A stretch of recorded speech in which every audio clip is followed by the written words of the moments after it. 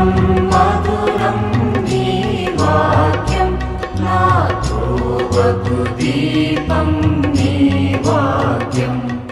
ఏసునామంలో మీకు శుభములు సమృద్ధిగా కలుగునుగాక. మధురం నీ వాక్యం అనే కార్యక్రమానికి స్వాగతం. ఈరోజు మనం క్రీస్తు సంఘపు తండ్రులు అనే అంశం 13వ భాగం ధ్యానించుకుందామండి. The church fathers episode 13. మధురం మధురం నీ వాక్యం నా త్రోవకు దీపం నీ వాక్యం. ఈరోజు Saint Paul the first hermit పునీత వన చిన్నప్ప గారు అడవిలో 90 సంవత్సరాలు జీవించి 90 సంవత్సరాలు దేవునికి విజ్ఞాపన చేసినటువంటి ఒక గొప్ప దైవజనుడండి. మనందరం ఎలా ప్రార్థించాలి, ఈ లోకాన్ని ప్రేమించకుండా, తర్వాత శరీరాన్ని ప్రేమించకుండా, ఏం తినాలి, ఏం త్రాగాలి, ఏం ధరించాలి అని దేని గురించి విచారించకుండా మీరు మొదట దేవుని రాజ్యంను ఆయన నీతిని కట్టండి, మత్తయి 6:33లో యేసుప్రభు చెప్పిన విధంగా జీవించారండి. 90 సంవత్సరాలు మరి ఆ వనంలో, అడవిలో, ఒక గుహలో ఆయన జీవిస్తూ దేవునికి విజ్ఞాపన చేస్తున్నాడు అనమాట. ఈయనని వన చిన్నప్ప గారు అంటారనమాట. అంటే అడవిలో జీవిస్తారు, వనంలో జీవిస్తారనమాట. ఈయన ఎప్పుడు పుడతాడో, ఎక్కడ పుడతాడో మనం ధ్యానించుకుందామండి. మొదటి క్రైస్తవ ఋషి అనాలి.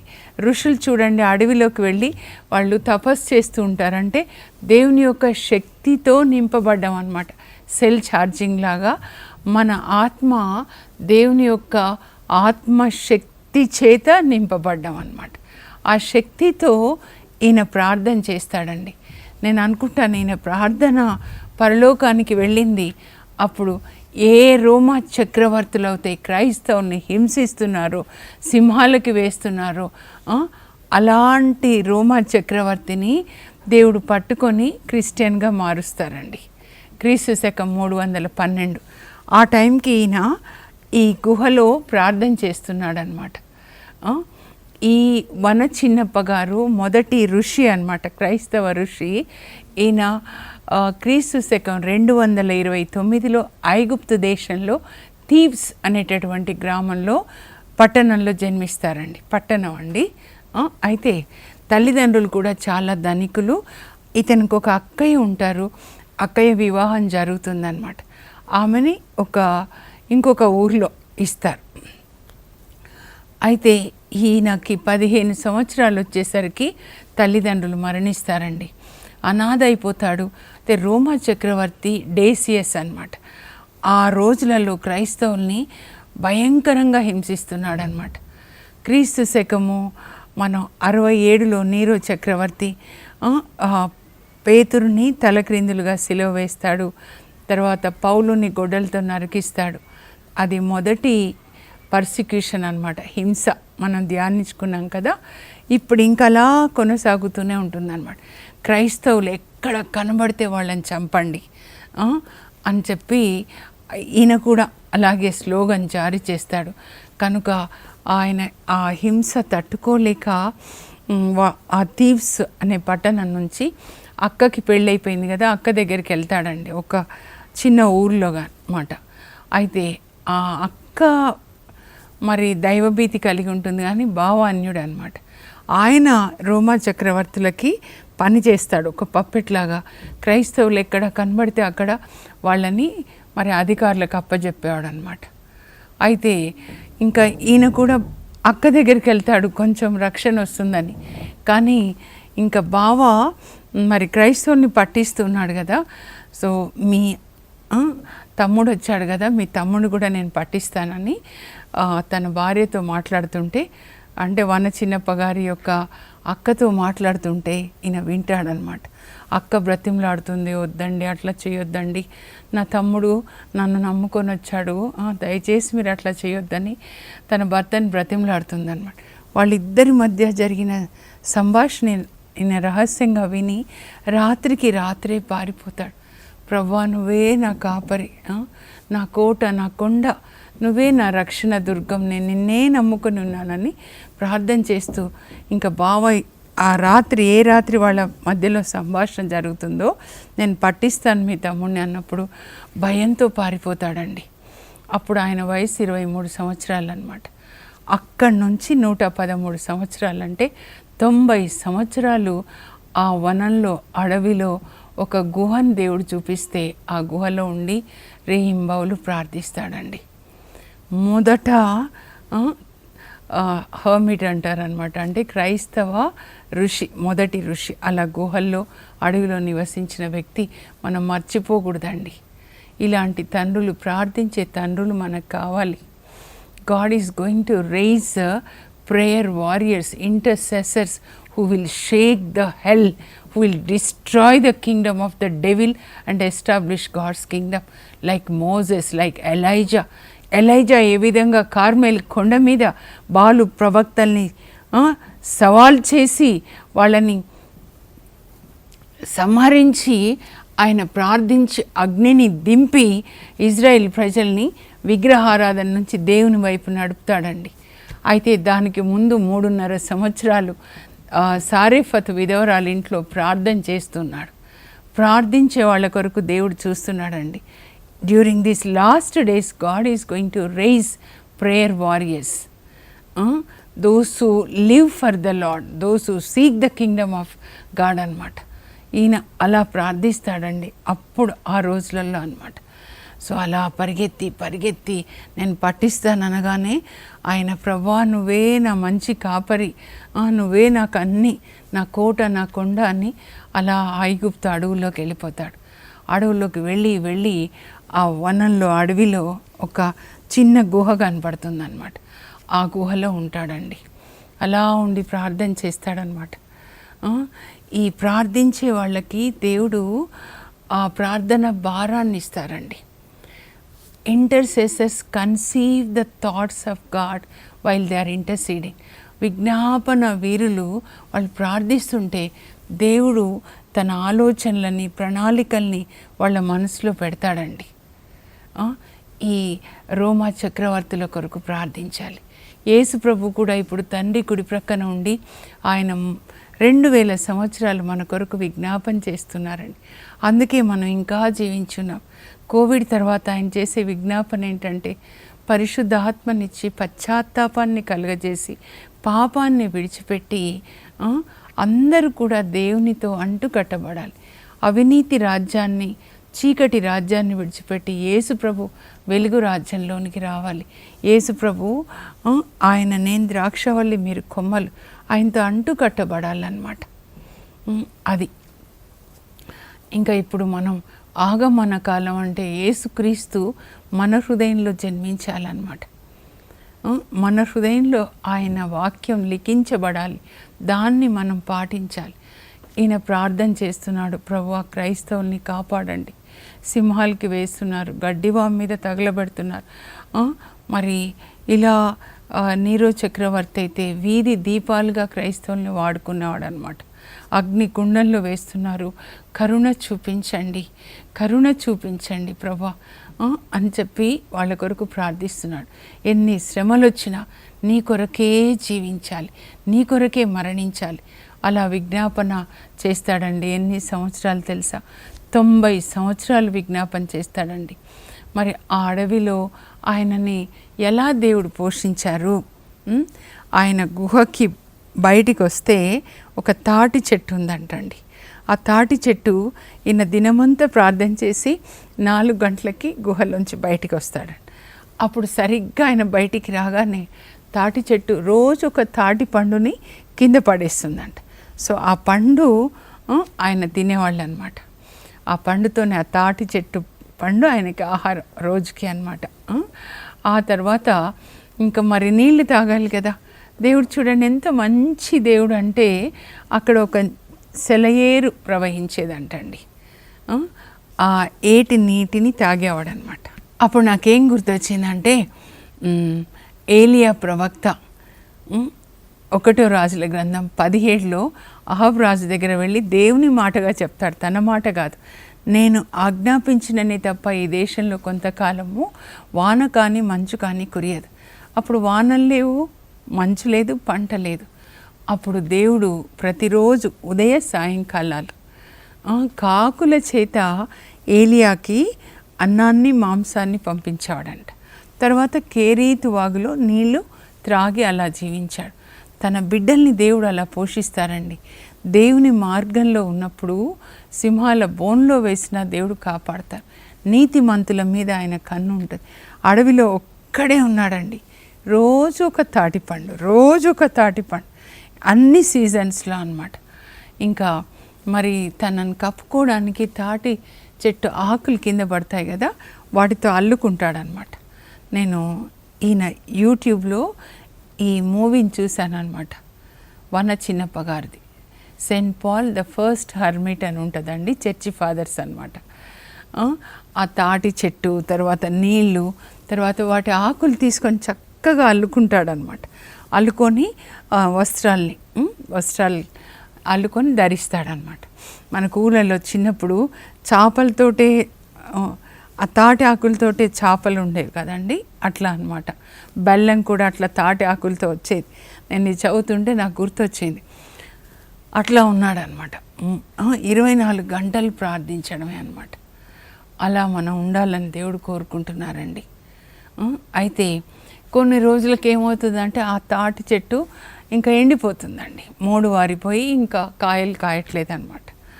అప్పుడు దేవుడే చూసుకుంటారు అని చెప్పి పోషించేవాడు దేవుడే, మంచి కాపరి దేవుడే కదా. ఆయన అలాగే ప్రార్థించి 4 గంటలకి అనమాట సాయంకాలం తను ఆ తాటిపండు తినేవాడు కదా, అలా బయటికి వస్తాడనమాట. అలా వచ్చి ఇంకట్లా కూర్చుంటాడు చెట్టు కింద. కాకి వచ్చేసి రొట్టెలో అర్ధ రొట్టె అని చేతిలో ఇట్లా పెట్టేసి వెళ్ళిపోతుంది అనమాట. అప్పుడు దేవునికి వందనాలు చెప్తాడనమాట. పోషించే దేవుడు అండి, మంచి దేవుడు. 34వ కీర్తన మీరు చదివితే అక్కడ 10వ వచనంలో సింహపు పిల్లలు అడవిలో ఆకలితో అలమటిస్తాయేమో కానీ దేవుని బిడ్డలకు ఏ కొదువ ఉండదండి.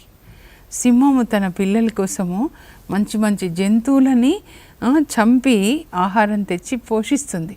ఒకవేళ ఆ సింహపు పిల్లలే అడవికి రాజైనా కూడా ఆ పిల్లలకి ఆహారం లేక ఉంటుందేమో కానీ దేవుని బిడ్డలకి ఏ కొదవ ఉండదన్నమాట.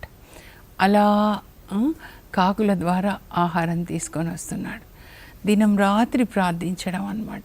ప్రజల కొరకు, రోమా చక్రవర్తుల కొరకు వాక్యం బోధించే వాళ్ళని కాపాడండి. ప్రజలందరూ నిన్ను తెలుసుకోవాలి, యేసయ్య నీ రక్తంలో కడగబడాలి, పరిశుద్ధాత్మని పొందాలి, ప్రతి నాలుక యేసు ప్రభువుని ఒప్పుకోవాలి, ప్రతి మోకాలు వంగాలి. ప్రజల్ని మన్నించండి, రోమా చక్రవర్తుల్ని మన్నించండి, నాయకులను మన్నించండి. వాళ్ళు ఏం చేస్తున్నారో వాళ్ళకి తెలియదు ప్రభువా అని అలా ప్రార్థన చేస్తూ ఉంటాడండి. ఇంకా తనకి 113 సంవత్సరాలు వస్తాయి, క్రీస్తు శకం 342 అన్నమాట. అప్పుడు తను పరలోకానికి వెళ్ళే టైం దేవుడు మాట్లాడతారు, నానా ఇంకా నువ్వు నా దగ్గరికి రావాలి. అప్పుడు చూడండి, అప్పటికే పునీత పెద్ద అంతోని వారు మనం చూసాం కదండి, ఆయనైతే మరి మఠాల్ని స్థాపిస్తాడనమాట. పెద్ద అంతోని వారు, అథనేషియస్ గారు అతన్ని కలుసుకుంటారు. అథనేషియస్ అగెయిన్స్ట్ ద వరల్డ్ అనమాట. జీసస్ దేవుడు కాదని ఏరియాస్ అనే ఫాదర్ చెప్పినప్పుడు ఇంకా ఆయన వాదిస్తాడనమాట. నీసియన్ కౌన్సిల్ ఎట్ నీసియా క్రీస్తు శకం 325లో రోమా చక్రవర్తి కాన్స్టంటైనోపుల్ ఆధ్వర్యంలో 318 మంది బిషప్స్ అక్కడ ఆ మీటింగ్కి హాజరవుతారనమాట, అటెండ్ అవుతారు. ఆయన ఏంటంటే కాన్స్టంటైనోపుల్ అందరూ ఒకే తాటి మీద ఉండాలి. అక్కడక్కడ చర్చెస్, అక్కడక్కడ బిషప్స్ ఉన్నారు, కానీ అందరూ ఐక్యంగా ప్రేమగా పనిచేయాలని. ఆ మీటింగ్కి వచ్చిన వాళ్ళు కూడా బిషప్స్ అండి. ఎట్లా అంటే ఒకరికి కన్ను ఉండదంట, ఒకరికి చెయ్యి ఉండదు, ఒకరికి కాలు ఉండదు, అంత హింస పెట్టారు అప్పటి వరకు.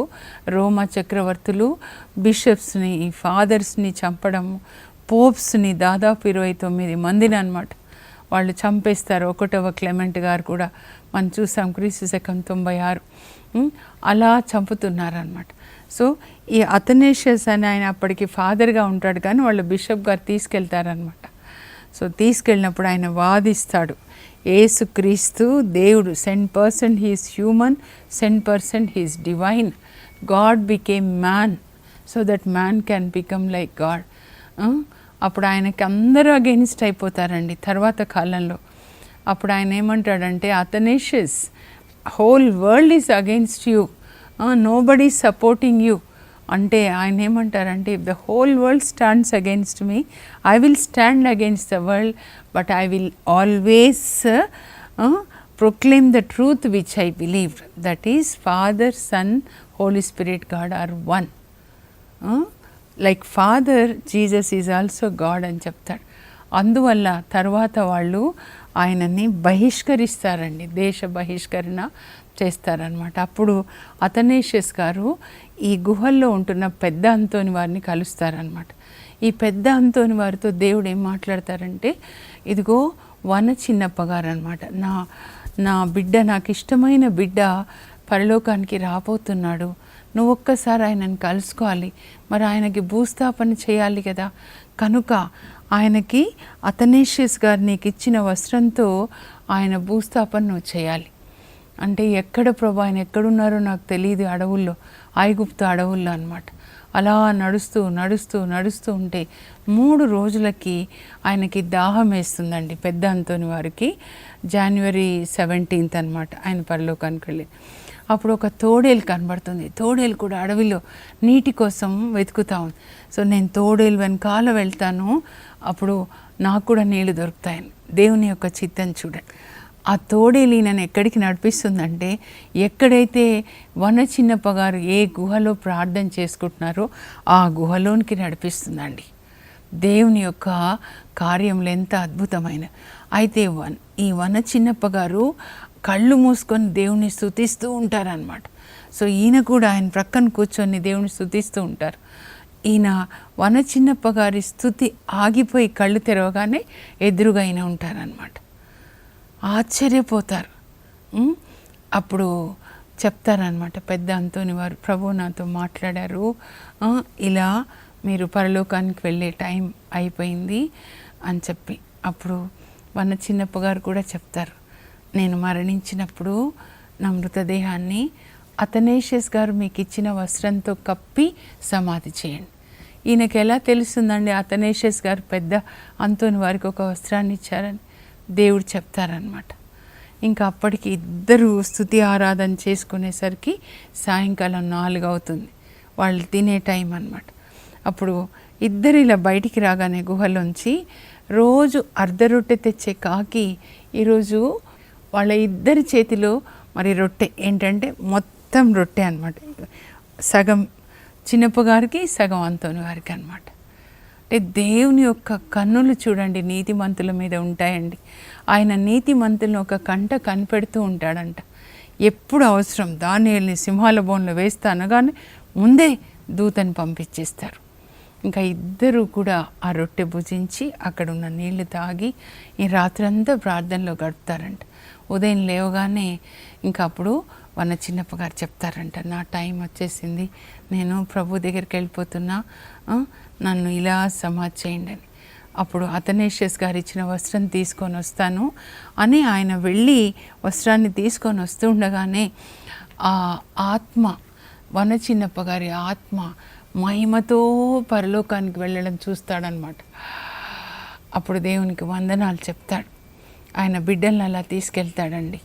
తర్వాత ఇంకా గుహలోనికి వచ్చి చూస్తాడనమాట. చూసేసరికి ఆయన మృతదేహం ఎలా ఉంటుందంటే, మోకరించి వన చిన్నప్ప గారు చేతులు పైకి లేపి, నేను అనుకుంటాను, తండ్రి నా ఆత్మని నీ చేతుల్లో అప్పగిస్తున్నాను, యేసయ్యా నన్ను స్వీకరించండి, మరియ తల్లి నన్ను స్వీకరించండి, అలా ప్రార్థించి ఉంటాడు. శౌరి వారిలాగా అనుకుంటారు, స్టీఫెన్ లాగా అలా మోకరించి ప్రార్థన చేస్తూ అన్నమాట. అప్పుడు ఆయన వచ్చి ఇంకా పెద్ద అంతోని వారు వన చిన్నప్ప గారి మృతదేహాన్ని అతనేషియస్ గారు ఇచ్చిన నార వస్త్రంలో చుట్టి సమాధి చేయాలి అనుకుంటుంటే గుహ బయటికి రాగానే ఎక్కడ తవ్వాలి సమాధి అనుకుంటుంటే 2 సింహాలు వచ్చి సమాధిని తవ్వుతాయంటండి. తవ్వి ఆయన వైపు ఇలా చూస్తాయంట ఇక్కడ అని. దేవుడు ఎంత గొప్ప దేవుడు చూడండి. అప్పుడు ఆయనని సమాధి చేస్తారనమాట. క్రీస్తు శకం 342 జనవరి 15న ఆయన పరలోక తండ్రి ఒడిలోనికి చేరుకుంటారనమాట. సో ఆయనలాగా మనం కూడా విజ్ఞాపన చేయాలండి. God is raising intercessors who will intercede like him, who will intercede like Daniel, who will intercede like Moses అన్నమాట. అలాంటి ఆత్మ మన యవ్వనస్తులకు ఇవ్వాలండి. సైతాన్ చేతిలోంచి విడిపించబడి మన బిడ్డలు దేవుని కొరకు ప్రకాశించాలి. దానియేలాగా దేవుని రాజ్యాన్ని, వన చిన్నప్ప గారిలాగా, పెద్ద అంతోని వారిలాగా, అతనేషియస్ గారిలాగా మనం కూడా దేవుని రాజ్యాన్ని ఈ లోకంలో కట్టాలి. ముగించే ముందు ముఖ్యాంశాలు నేను ఒకసారి చదువుతాను, మీరు స్క్రీన్ మీద చూడండి. క్రీస్తు సంఘపు తండ్రులు 13వ భాగం. The church fathers. పునీత వన చిన్నప్ప గారు, ద ఫస్ట్ హర్మిట్. ఇతనిని పునీత పౌలు మొదటి సన్యాసి, క్రైస్తవ తొలి ఋషి, Saint Paul the first hermit అని పిలుస్తారండి. పునీత వన చిన్నప్ప గారు క్రీస్తు శకం 229లో ఐగుప్తులోని థీబ్స్లో జన్మిస్తారు. 15వ ఏట తల్లిదండ్రులు మరణించగా అనాథ అవుతాడు. కానీ చాలా ధనవంతుడు, పెద్ద చదువులు చదివాడు. డేసియస్ చక్రవర్తి క్రైస్తవులను భయంకరంగా హింసిస్తున్న రోజులవి. ఆ హింసలకు భయపడి దేవునిపై భారం వేసి ఎడారి ప్రాంతంకు తరలిపోతారు. ప్రభువు నా రక్షణ, నా కోట, నా పోషకుడు. కరువు కాలంలో ఏలియాను కేరీతు వాగు వద్దకు నడిపించిన దేవుడు పౌలు గారిని అరణ్యం మధ్యలోనికి నడిపిస్తాడు. అతని ఆలన పాలన దేవుడే చూసుకుంటాడని నమ్ముతాడు. ప్రతిరోజు దీక్షగా ప్రార్థించేవాళ్ళు, దైవ ధ్యానంలో గడిపేవాళ్ళు కాకుల ద్వారా ఆహారాన్ని పంపిస్తారు. ముందు తాటి చెట్టు తాటి పండండి. తాను నివసించే చోట ఒక తాటి చెట్టు కలదు. అది ప్రతిరోజు ఒక పండును క్రింద పడేస్తుంది. ఆ పండును తృప్తిగా తిని దేవుని దండిగా స్తుతించేవాళ్ళు. ఆ చెట్టు ఆకులతో శరీరాన్ని కప్పుకునేవాళ్ళు. ఆ ప్రక్కనే ప్రవహించు సెలయేటి తీయని నీటితో దప్పిక తీర్చుకునేవాళ్ళు. కొంతకాలం నాకు తాటి చెట్టు మోడువారిపోతుంది, కాయలు కాయడం మానేస్తుంది. తన భక్తే చూసుకుంటుందని దేవునిపై భారం వేస్తాడు. ఒకరోజు దినమంతా ప్రార్థనలో గడుపుతాడు. సాయంకాలానికి ఒక కాకి ఒక అర్ధ రొట్టెను తన చేతిలో పెట్టి వెళ్ళిపోతుంది. దేవునికి కృతజ్ఞతలు చెప్పి దాన్ని భుజిస్తాడు. అలా ప్రతిదినము దేవుడు కాకి ద్వారా పౌలును పోషిస్తాడు. 90 సంవత్సరాలు ఏకాంత ప్రార్థన, ప్రాయశ్చిత ప్రార్థన. పౌలు దేవునికి వ్యతిరేకంగా చేయబడుచున్న అవమానములకు, హింసలకు పరిహారంగా ధ్యాన తపోదీక్షను కొనసాగించారు. 90 సంవత్సరాలు మానవులందరి కొరకు ప్రార్థిస్తారు. క్రీస్తు శకం 342లో పునీత పెద్ద అంతోని వారు వన చిన్నప్ప గారిని కలుసుకుంటారు. అంతోని వారు దైవ చిత్తానుసారంగా ఒక తోడేలు ద్వారా నడిపించబడి ఒక గుహలోనున్న చిన్నప్ప గారిని కలుసుకుంటారు. అప్పుడు కాకి వారిద్దరికూ సరిపడు రొట్టెను తెస్తుంది. ఇద్దరూ రాత్రంతా ప్రార్థనలో గడుపుతారు. వేకువనే పౌలు తాను మరణించబోతున్నాననియు అతనేషియస్ గారిచ్చిన వస్త్రంతో తనను చుట్టి సమాధి చేయమనియు అంతోని వారిని కోరుతారు. అంతటా అంతోని వారు ఆ వస్త్రం కొరకు త్వరపడి వెళ్ళి వస్తుండగా పౌలు ఆత్మ తెల్లని వస్త్రములతో కప్పబడి ప్రకాశంతో మహిమతో పరలోకం వెళ్ళడాన్ని చూస్తాడు. ఏలియాని స్వర్గమునకు కొనిపోబడుటను ఎలీషా చూసినట్లుగా పౌలు మహిమలో ప్రవేశించుట. అంతోని వారు త్వరితముగా వచ్చి చూడగా వన చిన్నప్ప గారి మృతదేహము మోకరించి చేతులు జోడించి ఆకాశం వైపు చూస్తూ ప్రార్థిస్తున్నట్లుగా ఉంటుంది. ఇంతలో 2 సింహాలు వచ్చి సమాధి గోతిని త్రవ్వుతాయి. చిన్నప్పగారు కోరిన ప్రకారంగా భూస్థాపిత కార్యక్రమంను నెరవేరుస్తారు అంతోని. ఇప్పుడు ప్రార్థన చేసుకుందాం. ఏమని ప్రార్థన చేసుకుందాం? ఆయనలాగా మనం కూడా దేవుని కొరకే మన ఈ జీవితాన్ని జీవించాలి. మనల్ని సృజించింది మన యేసుక్రీస్తులాగా జీవించడానికి, కానీ ఈ లోక ప్రజల్లాగా లోకాన్ని ప్రేమించి లోక ఆశల వెనుక పరిగెత్తడానికి కాదు. పరలోక తండ్రి, మీ పరిశుద్ధ నామం నాకు స్తోత్రం కలుగును గాక. నాయన, మీరు 1 యోహాను 2:15-17 వరకు చెప్పారు, బిడ్డలారా మీరు ఈ లోకంను కానీ లోకంలో ఉన్న దేన్ని కూడా ప్రేమించకండి. ఈ లోకాన్ని ప్రేమించే వాళ్ళలో తండ్రి మీద ప్రేమ లేదు.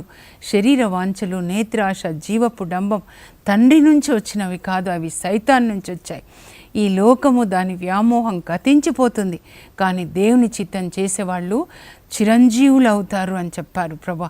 ఈ లోకాన్ని ప్రేమించకుండా లోక ఆశల నుంచి, నేత్ర ఆశ నుంచి ప్రభా, జీవపు డంబం నుంచి మా అందరికీ విడుదల దయచేయండి. ఎలాగైతే అపోస్తులు మరి చర్చ్ ఫాదర్స్నైనా మీరు చూపిన బాటలో నడిచి వాళ్ళ దేహాన్ని మీ కొరకు అర్పించారో, మీ కొరకే జీవించారో, అలాంటి కృప వాక్యాన్ని వింటున్న అందరి మీద కూడా మీరు కుమ్మరించండి, పరిశుద్ధాత్మని కుమ్మరించండి. ఈ సైతాను కట్టిన కట్లు తెగగొట్టబడును గాక. అగ్నిలాగా మీ కొరకు మండడానికి కృపని దయచేయండి. యేసు నామంలో అడుగుచున్నాం తండ్రి, ఆమేన్. ఈ లోక ఆశలు ఇవ్వండి అని ప్రార్థించకుండా ఇది ఇవ్వండి అది ఇవ్వండి అని పరిశుద్ధాత్మనిచ్చి వీళ్ళలాగా మేము కూడా మీ మహిమ కొరకు జీవించాలి ప్రభా. మా పిల్లలు అగ్నిలాగా మీ కొరకు మండాలి. మా పిల్లలు మీ రాజ్యాన్ని స్థాపించాలి, సైతాన్ రాజ్యాన్ని కూల్చివేయాలి. అలాంటి ప్రార్థన చేయండి. God bless you. Have a blessed day.